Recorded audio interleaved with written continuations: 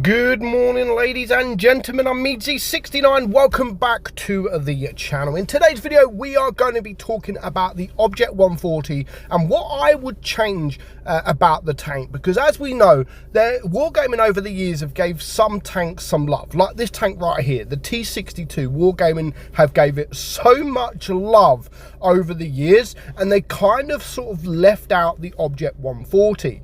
And you know, the T62 even sort of camouflages. They gave it this special lollipop, the Fearless, you know.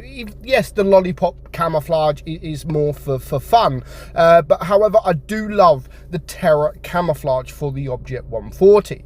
So what would I change about the tank? Now, there's a couple of things I would change, or just one thing I would change. So the turret armor is 185 millimeters. Now, you could either up that a little bit, and I think it would be quite decent, because the turret's not too bad on this tank, to be fair, but there is, you know, I would personally like to keep the armor profile the same. The DPM and all that was all good anyway, so 3,482 DPM. Of course, that is with running calibrated shells, so the DPM is actually fairly decent, or I say fairly decent, it is actually pretty decent.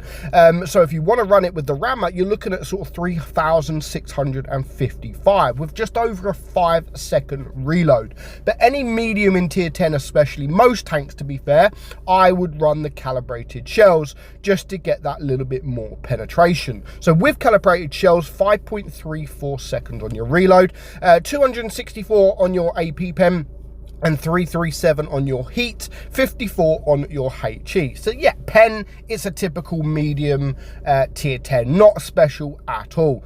You've got a 310 alpha, 250 on your heat, and 410 on your HE. The only thing I would change, well, let's just get to it, sorry. So your aim time is 2.6, which is actually really good, and your gun dispersion is 0.290, which is decent as well. But what I would personally run, instead of the enhanced, I would run the refined gun, because that then makes it so your aim time is very good, and then your gun dispersion is very good. So your gun dispersion then goes to 0.246 and your aim time 2.8. But the only thing I would personally change with this tank is leave the armor as it is, leave everything else but the gun depression. So it has 6 degrees of gun depression. I would make that a little bit more, and if you make it a little bit more, then of course the turret then becomes a lot better, because you can go on the ridge more, you can pop over, and etc. And that's for me, that's the only thing that this tank really needs. You know, the T62 over the years has had it all. You know, they've had extra gun depression, they've had better DPM, they've had better pen, they've had pretty much everything the T62 has had done to it. However, the Object 140 has not. Now, we are going to get into this replay. Now, this replay does show that even the Object 140, which I like the Object 140, I do, but I would rather play the T62 rather than the 140 all day long. However, this replay is probably the best replay I have ever seen in the Object 140. Yes, he was a bit lucky, but it's also decision making, which is what has made this replay the best Object 140 replay I have ever seen. So far they have gone on the right side. Now, I don't know what that shot there was, but you can see the XM. Now, the XM is a brilliant tank. Now, if you look at the minimap, the Object 140 has some cover from behind. Now, he is going to play a bit risky here and get behind this XM, because this XM, as you guys know, is my favorite tank in the game. It's a very dangerous tank, and with help, look how quickly he managed to just get rid of that tank destroyer. One of the OP tanks in tier 10 is just vanished within sort of 15 seconds. And getting rid of him also now means that he can get he can get side on to some of these guys. Unfortunate bounce there on the Emil 2, but yeah, he's able to sort of, yes, he's not doing much damage, but he's actually taking their attention. So he's taking the attention of this Camp Panzer 70, this KPF 70.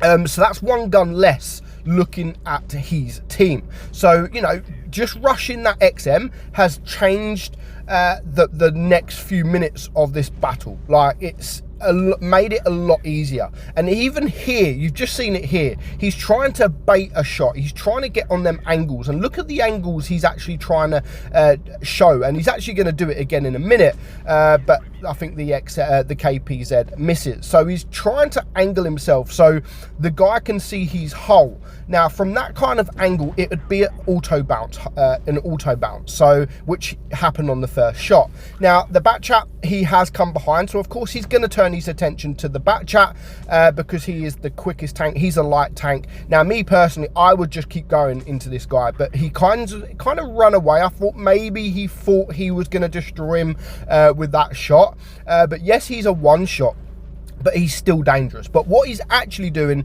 is trying to reset his camo and then rush in, because it is a 2 versus 5 at the minute and it's not looking good for the green team. So he does exactly that. Yes, he gets spotted, yes, he takes a shot, but he does clear him. Now this here is a game changing decision. Now he could easily circle this Jagdpanzer, but no, he's not. He's going to go for the more dangerous target, and of course that's not the Emil. That is, of course, the Object 907. That is the quick tank. That is the tank with the DPM. So he has ignored a massive tank destroyer, a tank that can do massive amount of damage, but that tank is slow. That tank doesn't have a turret. He's a medium tank. He can easily get around that guy. The most dangerous target for him was this 907. So he's literally ignored both of them tanks to come for this tank, which is that is a match-winning decision there. Because if he would have gone for the Jaegeru, this guy would have then got behind him, he would have sort of brought his hit points down, and then of course the Emil was there as well. So what a brilliant decision that is. Like, you don't see that very often, decisions like that. What an amazing decision that was. Now already he is on 6.4k damage. He's going to try and bait a shot there from the Jaegeru, and that is exactly what he does. So he's now got a free target, free shot, and he does manage to take him out. And even here, this is where I mean about gun depression. He can sort of get on this ridge and his turret would be strong and he'd still be able to sort of get some shots off. But even here, look, that's 2 shots he's baited. He knows this Emil's got 3 shots, and there it is. There's the 3rd shot. Yes, it is an auto reloader, so he has to be careful. He's only a 1 shot, so he only has to reload 1 shell.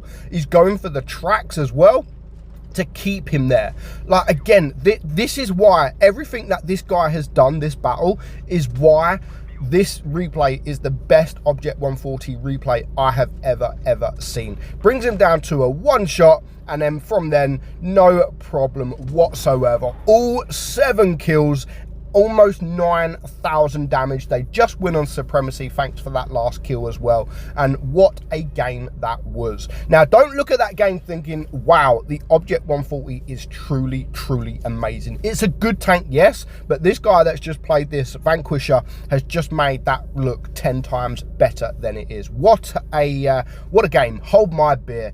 So that is the 140. What would you change about the Object 140? Let me know in the comments below. But for now, I hope you enjoyed today's video. I'm meadsy69, and I will catch you all soon. Bye-bye.